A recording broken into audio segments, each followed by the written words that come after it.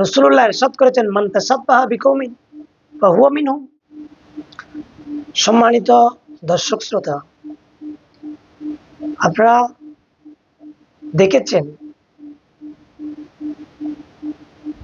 যে মুসলমানের নামে বিধর্মীদের অনুষ্ঠানকে, উৎসবকে মুখরিত করবার জন্য কিছু মুসলমান নামধারী শ্রম দিচ্ছেন, উৎসবের শুভেচ্ছা জানাচ্ছেন।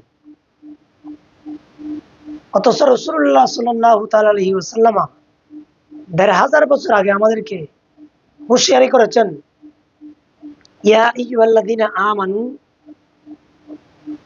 উদখুলু ফিস সিলমি কাফা। তোমরা ইসলামে পরিপূর্ণভাবে তোমরা অন্তর্ভুক্ত হও, প্রবেশ করো।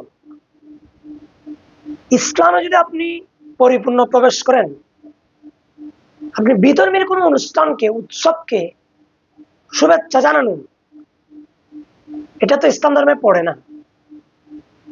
কোরআন হাদিস আমি এক জায়গায় রাখলাম, শুধু এই আয়াতটা খেয়াল করলে এটা ইসলামিক নীতি নৈতিকতায় পড়ে না। আরো কি জানেন হাদিস শরীফে কি বলা হয়েছে? রাসূলুল্লাহ ইরশাদ করেছেন, মান তাসাব্বাহা বিকওমিন ফাহুয়া মিনহুম। কেউ যদি কোনো কাফের, বেদিন, বেঈমান ওনাদের সাথে যদি কোনো কর্মে সাদৃশ্য রাখে, সে ব্যক্তি তাদের অন্তর্ভুক্ত। তারা যেভাবে বিধর্মীর উৎসবকে সম্মান জানাচ্ছেন, তাজিম করছেন, আমাদের দেশের কিছু মুসলমানরা তাদের উৎসবকে শুভেচ্ছা জানাচ্ছেন। কেন জানাচ্ছেন এটা আমার বুঝে আসছে না, এটা আমি জানি না। কিন্তু তারা আদৌ কি মুসলমান পর্যায়ে আছে কিনা? তারা মুসলমান নাকি বিধর্মী, নাকি এমনি অবকাঠামোগত তারা মুসলমান দাবি করছেন? মুসলমান তো অবকাঠামোর নাম না। মুসলমান তো আল্লাহ রাসূলকে মেনে নেওয়ার নাম ইসলাম। দেখুন, আল্লাহ সুবহানাহু ওয়া তাআলা কোরআন শরীফে বলেছেন, ওয়া মান ইয়াবতাগি গায়রাল ইসলামি দীনান ফালা ইউকবালা মিনহু। ইসলাম ছাড়া অন্য ধর্ম নিয়ে কেউ যদি তার জীবন যাপন, দৈনন্দিনতা, যেই কর্মকাণ্ড, এগুলো যদি কেউ করে, আমি আল্লাহ এগুলো কবুল করবে না। ফালা ইউকবালা মিনহু। তার পক্ষ থেকে এটা কিছুই গ্রহণযোগ্য নয়, অগ্রহণযোগ্য। আজকে তারা অগ্রহণযোগ্য বিষয় নিয়ে এত দৌড়াদৌড়ি, এত নাচানাচি। কেউ বলছেন আমরা হিন্দুদের গির্জা পাহারা দিব, কেউ বলছে আমরা এখানে শুভেচ্ছা জানাবো, কেউ অলরেডি সেখানে দুর্গা পূজায় গিয়ে তাদের গীতি পাঠ করছেন। এখন মুসলমান তারা নাকি আবার জান্নাতি দল। এরা আবার তাদের যে খালাতো ভাই কৌমি, তাদের কিন্তু কোনো ফতোয়া এখনো আসছে না।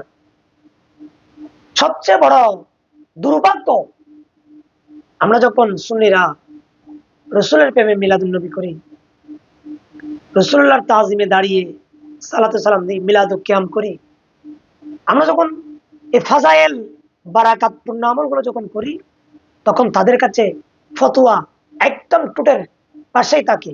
হুট করে বেদাত, হুট করে শিরক, হুট করে মাজার পূজারি, এভাবে তারা ফতোয়া আপডেট করতে, ডেলিভারি দিতে তাদের কোনো একটু কম্পিত হয় না। আসলে এই বিষয়টা তারা যেটা বলতে যাচ্ছে, কি বিষয়টা আমরা সেটা করছি নাকি এটা অন্য বিষয়, তারা আমাদের সাথে কোনো মুজায় না, আমাদের সাথে কোনো বসা বসা আলোচনা করছে না। তাদেরকে আল্লাহ সুবহানাহু ওয়া তাআলা, যারা আমাদেরকে মাজার পূজারি করছে, মাজারের সাথে মাজারকে তারা ভাঙছে, আল্লাহ তাদেরকে এমন একটি বিচারের মাধ্যমে তাদের কাছকে বিধর্মের গির্জায় পর্যন্ত নিয়ে তাদেরকে সেখানে পাহারা দিচ্ছেন। এত বড় বিচারক আল্লাহ সুবহানাহু ওয়া তাআলা। আল্লাহ সুবহানাহু ওয়া তাআলা সূরা আল ইমরানে বলেছেন, ইয়া আইয়ুহাল্লাযীনা আমানু, হে ইমানদারগণ, লা তাকুনু, তোমরা হয়ো না কাল্লাযীনা কাফারু, কাফেররা যেরকম, তারা যেভাবে তাদের মূর্তিকে, গির্জাকে সম্মান করে, তোমরা এরকম করিও না। এবং রাসূলুল্লাহ কথা বলেছেন, সুনান ইবনে মাজাহ শরীফের হাদিস 3952 নম্বর। রাসূল বলেছেন, ওয়াসাতা'বুদু কাবাইলু মিন উম্মাতিল আওসান। অচিরেই আমার একটা উম্মত, তারা আওসান, মূর্তিকে সম্মান করবে, ইজ্জত করবে, পূজা করবে। ওয়াসাতালহাকু কাবাইলু মিন উম্মতি বিল মুশরিকিন। এবং মুশরিকদের সাথে অচিরে আমার একটা উম্মত, দল তারা তাদের সাথে সম্পৃক্ত হবে, মিলে যাবে। রাসূলুল্লাহর হাদিস, রাসূলুল্লাহ ইলমে গায়েবের মাধ্যমে কথা বলেছেন। এবং আল্লামা ইবনুল কাইয়্যিম জৌজি উনি বলেছেন আহকামু আহলে আহলে জিম্মা এই কিতাবের মধ্যে উনি বলেছেন ওয়ামাত তাহনিয়াতু বিশাইরিল কুফরি মুহাসসাসা মুখতাসাতি বিহি ফাহারামুন বিল ইত্তেফাক। বিধর্মীদের কোন নিদর্শনকে যদি কেউ তাহানিয়াত পেশ করে, শুভেচ্ছা জানায়, এটা সম্পূর্ণ হারাম, হারাম বিল ইত্তেফাক। সুতরাং এই কথা প্রমাণ করে যে কোরআন সুন্নাহ আমাদেরকে এই কথা প্রমাণ করে যে এটা সম্পূর্ণ নাজায়েজ, এটা সম্পূর্ণ হারাম। এবং সুনানুল কুবরা শরীফ, সুনানুল কুবরা বাইহাকির একটা হাদিস যা আব্দুল্লাহ ইবনে আমর রিওয়ায়াত করেছেন, মান বানা বিবিলাদিল আআজিম ওয়া সানা নাইরুজুহুম ওয়া মেহরাজা নাহুম ওয়া তাশাব্বাহা বিহিম হাত্তা ইয়ামুতা ওয়া হুয়া কাযালিকা হুসিরা মাহুম ইয়াউমাল কিয়ামা। যে বিধর্মীর যারা উৎসবকে সম্মান করবে তারা বিধর্মীর মতো হয়ে মারা যাবে, এবং ওয়াহুসিরা মাহুম ইয়াউমাল কিয়ামা, কিয়ামত হবে তাদের সাথে। নাউজুবিল্লাহি মিন যালিক। অথচ আমাদের ইসলাম কত চমৎকার।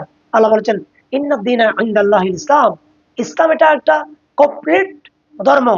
বিধর্মীর কাছে গিয়ে সম্মান করা, তাজিম করা, এটা ইসলাম সাপোর্ট করে না, এটা হারাম, এটা করেই মুশরিক।